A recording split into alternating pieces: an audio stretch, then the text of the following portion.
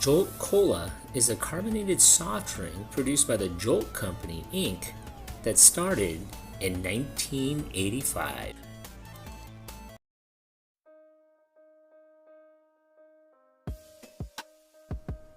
In 1985, a soft drink called Jolt Cola was introduced onto the market.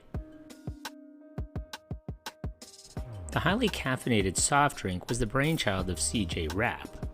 Rapp was a sociology major at SUNY Potsdam in Rochester, and he observed something while going to school there. He noticed that his fellow students were concocting beverages to stay awake, study longer, complete term papers, research projects, and also rage during all-night keggers.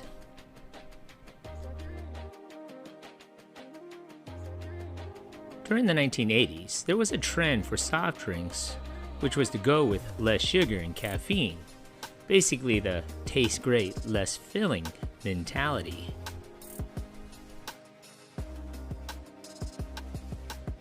Rapp's ambitions for his new cola was the exact opposite.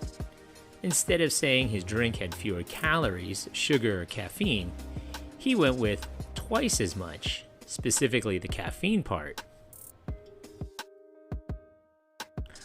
Rapp knew having a cola with twice the caffeine would appeal to students.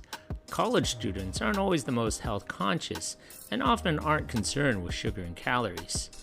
There's a reason why they called it the Freshman 15, right? The plan was to keep all the sugar and have twice the caffeine. The company would brand this slogan right onto the can. There was only one problem. They were legally limited to having only 72 milligrams of caffeine per can. This was the maximum amount allowed by the FDA. The intention with Jolt Cola was to make a big splash in the soft drink industry. That's why they called it Jolt, right? They would call out wimpy tasting colas and would go against the growing health and wellness movement. It would take 6 years of development, but Jolt would be released nationally through franchise bottlers and distributors. There was even a special promotion with Bloomingdale's of all places, and that would sell the drink in their deli. They spent over $1 million on introductory advertising, which was quite a lot back then for a small company. In the fall of 1986, Jolt Cola would be rolled out in TV campaigns and advertising.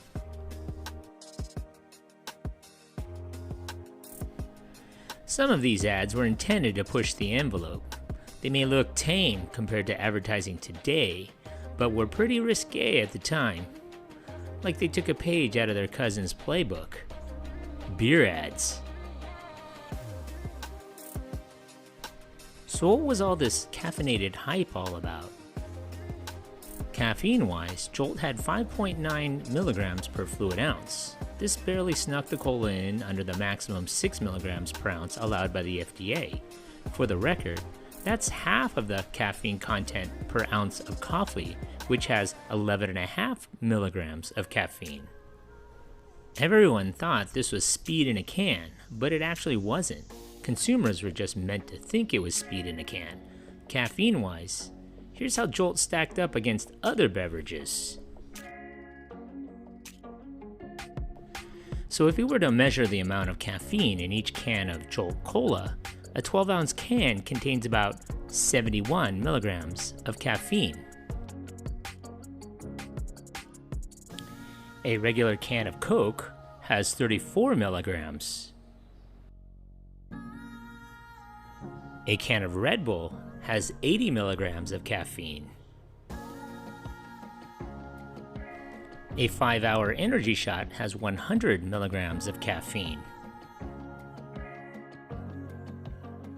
A regular-sized Monster energy drink has 140 milligrams of caffeine. And a Starbucks Espresso Macchiato has 150 milligrams. The sugar content in Jolt was only slightly above other top colas. The big difference is that they used cane sugar. Cane sugar is not necessarily better, but it was somewhat healthier option over high fructose corn syrup. Rapp's goal was to get around 2% of the share of the market where available, with 4% as their ultimate goal. Soft drink insiders recognized that the chances for them to make a dent in the market were pretty slim. Jolt Cola hit the market with some huge publicity and was available right away in 22 states. They would soon sign franchise agreements to be in 40 states and Canada. In the fall of 1987, the company began marketing a low-calorie version called Jolt 25, which was sweetened with a mixture of sugar and NutraSweet, and had 25 calories per 12-ounce can.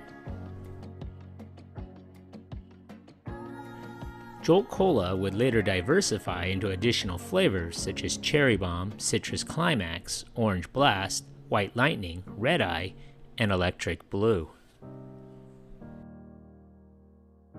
In 2003, the name was licensed to a company named Gum Runners Inc., which manufactures a line of caffeinated gum and mints bearing the Jolt label and the slogan, "Chew more, do more."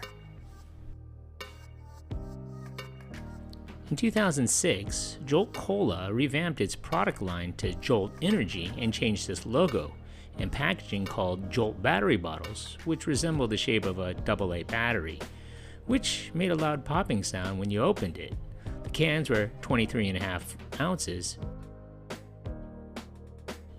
In 2008, the founder of the Jolt Company, CJ Rapp, sold controlling interest in the company to Immigrant Capital.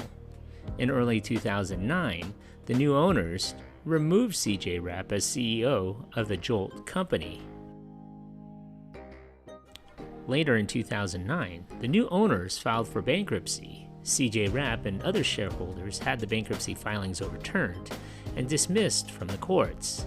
CJ Rapp and another shareholder sued Immigrant Capital for breach of fiduciary responsibility, and after 8 years of litigation, CJ Rapp and Immigrant reached a settlement terms that were undisclosed.